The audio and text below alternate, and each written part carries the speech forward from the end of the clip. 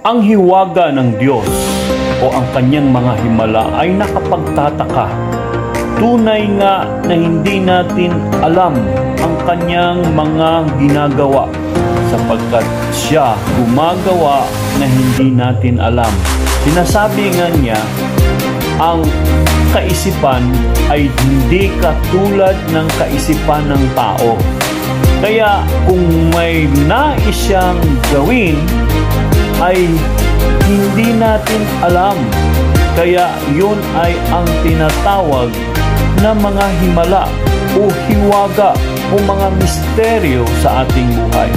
Kung patuloy tayong magpupuri at mag-worship sa Kanya, sa Diyos, tunay na siya ay kikilos na hindi mo alam.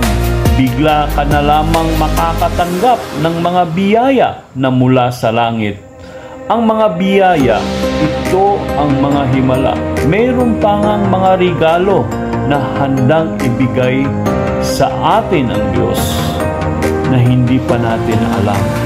Kaya tayo ay patuloy lamang na magpuri sa Kanya, sumamba sa Espiritu na hindi natin nakikita, subalit tayo ay naniniwala.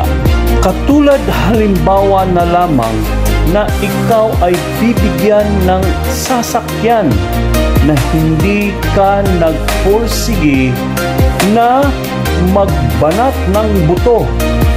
Ito ay ibinigay sa iyo ng Diyos. Mayroon siyang ginamit na tao para ikaw ay bibigyan, sapagkat ikaw ay patuloy na nagpupuri sa Kanya.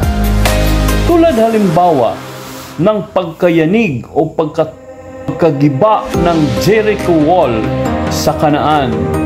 Hindi ba sila'y nagpupuri lamang in 7 times na nag-ikot sa pader o sa bakod ng Jericho Wall? At yun ay nagiba dahil wala silang mga instrumento o wala silang kanyon na gibain ang Jericho Wall. Pero yun ay ang kapangyarihan ng Diyos.